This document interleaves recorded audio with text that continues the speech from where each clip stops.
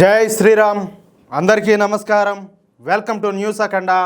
నేను మీ కస్తూరి శ్రీధర్. మిత్రులారా, ప్రపంచవ్యాప్త ఆర్థిక అనిశ్చితి అలాగే ముడి చమురు ధరల పెరుగుదల నేపథ్యంలో మన దేశ ఆర్థిక వ్యవస్థను పటిష్టం చేసేందుకు మన ప్రధాని నరేంద్ర మోడీ గారు ప్రజలకు 7 ముఖ్యమైనటువంటి పొదుపు సూచనలు అయితే చేసినారు.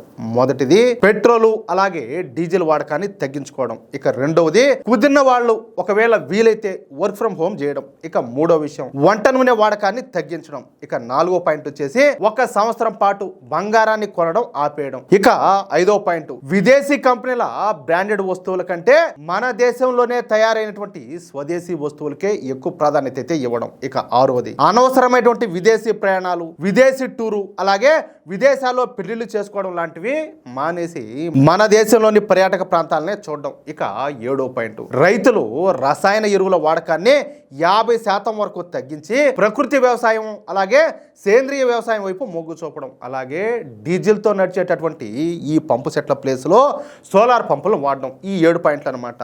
ఈ పనులన్నీ కూడా కేవలం డబ్బులు పొదుపు చేసుకోవడం కోసం మాత్రమే కాదు, ప్రపంచవ్యాప్తంగా ఏదైనా పెద్ద సమస్యలు వచ్చినప్పుడు మన దేశం ఎవరిపైనా ఆధారపడకుండా మన కాళ్ళ మీద మనం నిలబడే విధంగా, అంటే ఆర్థిక స్వయం సమృద్ధి సాధించే విధంగా చేయడం కోసం ఆయన ఈ సూచనలన్నీ చేశారు. ఇక్కడ మరొక విషయం ఏంటయ్యా అంటే, మోడీ గారు ప్రజలను బంగారం కొనొద్దని గాని, వంట నూనెలు తగ్గించమని గాని, పెట్రోల్ డీజిల్ ను వాడొద్దని గాని ఆదేశించాల. కేవలం సూచనలు మాత్రమే చేశారు. పశ్చిమాసియా ఉద్రిక్తతల నేపథ్యంలో మోడీ గారు మన దేశాన్ని కాపాడుకోవడం కోసం ఒక ప్రధానిగా ఆయన చెప్పాల్సినవి అయితే చెప్పినారు బాధ్యతగా. అంతేకాకుండా మన మోడీ గారు ఈ సూచనలు చేసిన వారం రోజుల్లోనే 5 దేశాల పర్యటనకు అయితే పోయినారు. అంతే. ఇక ఈ రాహుల్ గాంధీ, కాంగ్రెస్ పార్టీ, ఇతర విపక్ష పార్టీలు ఒక్కసారిగా మోడీ గారిపైన విమర్శల వర్షం కురిపించినారు. ప్రజలను పెట్రోల్ వాడకం తగ్గించమని, విదేశీ ప్రయాణాలు మానుకోమని ప్రధాని కోరడం ఆయన ప్రభుత్వ ఆర్థిక వైఫల్యానికి నిదర్శనం అని చెప్పేసి ఈ రాహుల్ గాంధీ విమర్శలు చేశాడు. మహామేధావి కదా, మహాజ్ఞాని, మామూలు కాదు.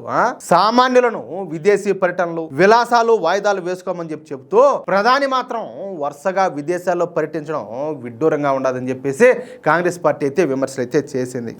కనీసం ఆయన ఎందుకు పోయినాడు, ఆయన 5 దేశాల పర్యటనకు పోయి ఆయన చేసుకొచ్చినటువంటి ఎంఓయూలు ఏంటి, కనీసం వీళ్లకు మినిమం నాలెడ్జ్ ఉండదు, మినిమం కామన్ సెన్స్ ఉండదు. కానీ నోటికి ఏది వస్తే అది వాగడమే అంతే. ఊరపందులు లేం కదా మనకంటే, లేకపోతే కొంచెమన్నా తెలివిలే. ఆయన ఎందుకు పోయినాడు, దేనికోసం పోయినాడు, ఏమైనా షికారు తప్పన్నారు పోయినాడా, దేనికి పోయినాడు అంటాలే. ధరల పెరుగుదలను, ద్రవ్యోల్బణాన్ని అదుపు చేయలేక మోడీ ప్రభుత్వం చేతులెత్తేసిందని, అందుకే ప్రజలను త్యాగాలు చేయమని చెప్పేసి కోరుతుందని, దేశం తీవ్రమైనటువంటి ఆర్థిక ఒత్తిడిలో ఉండాలని, విదేశీ మారక ద్రవ్య నిల్వలో పడిపోవడం వల్లే ఇలాంటి విజ్ఞప్తులన్నీ కూడా చేస్తున్నారంటూ ఈ రాహుల్ గాంధీ తెగ రెచ్చిపోయినాడు. అసలు ఆయన గుర్తుండదో లేదో, అసలు తెలుసో తెలియదో. ఎవరా నాయనమ్మ ఇందిరాగాంధీ ఉన్నప్పుడు బంగారం కొనుగోలు పైన పూర్తిగా నిషేధాజ్ఞలు అయితే విధించింది. 14 క్యారెట్ల కంటే ఎక్కువ క్వాలిటీ బంగారాన్ని ఎవరు కొనేదానికి ఆ విధంగా రూల్స్ అన్ని తెచ్చిపెట్టింది. అప్పుడు కనీసం ఆ విషయాలన్నీ వీళ్ళకి తెలుసో తెలియదో. మరి అప్పట్లో ప్రపంచంలో ఏ సంక్షోభాలు లేవు, ఏ యుద్ధాలు లేవు, అంతా కూడా బాగానే ఉంది. వీళ్ళ చేతకాంతనం వల్ల అప్పుడు ఆ రూల్స్ అన్ని కూడా తెచ్చారు. ఓయమ్మ అప్పుడు ఆ మాట చెప్తేనేమో ఆ దేశం కోసం మోడీ గారు ఇప్పుడు ఈ నిర్ణయాలన్నీ తీసుకుంటేనేమో చేతకాంతనం. ఏమి మేధావితనమో చూడండి. ప్రభుత్వం ఇంధనం పైన అధిక పన్నులు వసూలు చేస్తూ ప్రజలను మాత్రం పెట్రోల్ వాడకం తగ్గించమనడం బాధ్యతారాహిత్యమని, అంతర్జాతీయ పరిస్థితులను సాకుగా చూపి ప్రజలపైన భారం వేస్తున్నారని విపక్షాలన్నీ కూడా విమర్శలు అయితే చేసినాయి. ప్రధాని తన కోసం వేల కోట్లతో విమానాలు కొనుగోలు చేస్తూ విదేశీ పర్యటనలు చేస్తూ సామాన్యులు మాత్రం విదేశీ యాత్రలు మానుకోమన్నం ఏంటని, ప్రభుత్వ ప్రచారాల కోసం భారీగా ఖర్చు చేస్తూ ప్రజలకు మాత్రం పొదుపు పాఠాలు చెప్పడం సరైంది కాదని, ఇది మోడీ స్వయంగా తెచ్చిపెట్టేటువంటి ఆర్థిక విపత్తు అని, తన తప్పులను ప్రజల మీదకి నెడుతున్నారని, అచ్చేదినని చెప్పి ఇప్పుడు ప్రజల్లో పస్తులు ఉండమంటున్నారని ఒక్కొక్కరు ఒక్కో విధంగా మోడీ గారిని అయితే విమర్శిస్తూ వచ్చినారు. ఆయనే ఈయన మాదిరి మసాజులు చెప్పుకున్నానికి పోయినాడా, ఇంక దేనికైనా పోయినాడా, దేనికోసం పోయినాడు తెలీదా? అదే దాని మీద ఎవరు ఏం మాట్లాడరు. కనీసం అసలు ఈయన 5 దేశాల పర్యటనకు ఎందుకు పోయినారో కూడా ఈ మాట్లాడే మొండమోపులకి ఏం అంటే నా తెలీదో, దేంతో మాట్లాడుతున్నారో తెలీదో.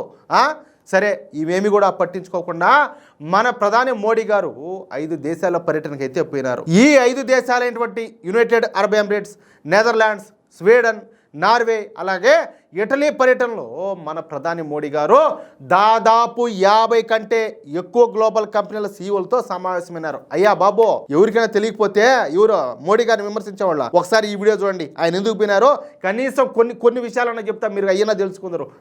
అదన్నా కొంచెం ఏమన్నా మీకు బుద్ధి ఏమైనా పని చేస్తుందేమో చూద్దాం. మోడీ గారి ఈ పర్యటన ద్వారా సుమారుగా 40 బిలియన్ల విలువైనటువంటి కొత్త పెట్టుబడి ఒప్పందాలన్నీ కూడా ఖరారైనాయి. అంటే మన దేశ కరెన్సీలో దాదాపుగా 3.3 లక్షల కోట్ల రూపాయల పెట్టుబడులను మన మోడీ గారు సాధించినారు. అది కూడా 3.3 లక్షల కోట్ల పెట్టుబడులు ఈ సంవత్సరంలోనే మన భారత్ అయితే రానున్నాయి. వీటిలో ముఖ్యంగా ఎమిరేట్స్ ఎన్బిడి మన భారతీయ బ్యాంక్ అయినటువంటి ఆర్బిఎల్ బ్యాంక్ లో సుమారుగా $3 బిలియన్ పెట్టుబడి అయితే పెట్టనున్నది. Abu Dhabi investment authority national infrastructure investment fund ద్వారా భారత మౌలిక సదుపాయాల ప్రాజెక్టులలో 10,000 కోట్ల రూపాయల పెట్టుబడి పెట్టడానికి ఒప్పుకునింది. ఇక ఇంటర్నేషనల్ హోల్డింగ్ కంపెనీ భారత్ కు చెందినటువంటి సమ్మాన్ క్యాపిటల్ లో 10,000 కోట్ల రూపాయల పెట్టుబడి అయితే పెట్టనున్నది. అంతేకాకుండా సెమీ కండక్టర్ల రంగంలో భారతదేశాన్ని గ్లోబల్ హబ్ గా మార్చేందుకు పలు కీలక ఒప్పందాలు కూడా జరిగినాయి. ప్రపంచంలోనే అత్యంత అధునాతన చిప్ తయారీ పరికరాలను అందించేటటువంటి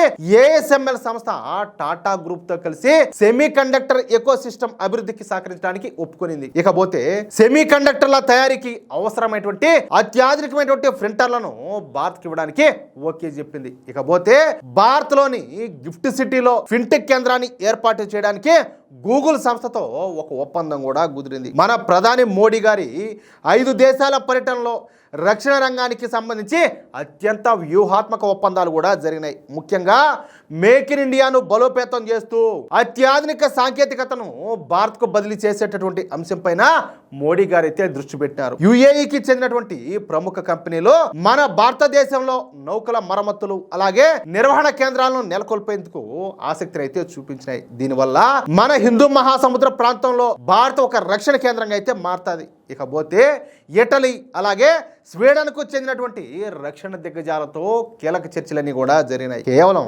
ఆయుధాలను కొనడం మాత్రమే కాకుండా వాటిని భారత్ లోనే తయారు చేసేందుకు ఈ కంపెనీలన్నీ కూడా ఒప్పుకున్నాయి. అంతేకాకుండా ఈ దేశాలతో క్షిపణి వ్యవస్థలు, రాడార్ టెక్నాలజీ అలాగే సముద్ర గస్తీ పరికరాల తయారీలో సాంకేతికతను పంచుకోవడానికి ఒప్పందాలన్నీ కూడా జరిగినాయి. అంతేకాకుండా విదేశీ రక్షణ సంస్థలు భారతీయ డిఫెన్స్ స్టార్టప్లతో కలిసి పనిచేసే విధంగా కూడా ఒప్పందాలు అయితే జరిగినాయి. దీని మూలంగా నిఘా అలాగే రక్షణ కోసం ఉపయోగించేటటువంటి అత్యాధునిక డ్రోన్ల తయారీలో విదేశీ పెట్టుబడులన్నీ కూడా రానున్నాయి. ఈ ఒప్పందాల ద్వారా భారత్ కేవలం తన అవసరాలకే కాకుండా ఇతర దేశాలకు కూడా మన రక్షణ పరికరాలను ఎగుమతి చేసే దేశంగా ఎదగాలని చెప్పేసి మన మోడీ ప్రభుత్వం లక్ష్యంగా పెట్టుకునింది. ఈ పర్యటనలో రక్షణ రంగానికి సంబంధించి కుదిరినటువంటి ఒప్పందాలు కేవలం కొనుగోళ్లకు పరిమితం కాకుండా భారత్ లో తయారీ, ప్రపంచం కోసం తయారీ అనేటటువంటి ఒక నినాదానికి బలాన్ని అయితే ఇచ్చినాయి. ఏంటి? భారత్ లో తయారీ, ప్రపంచం కోసం తయారీ. అర్థమైందా?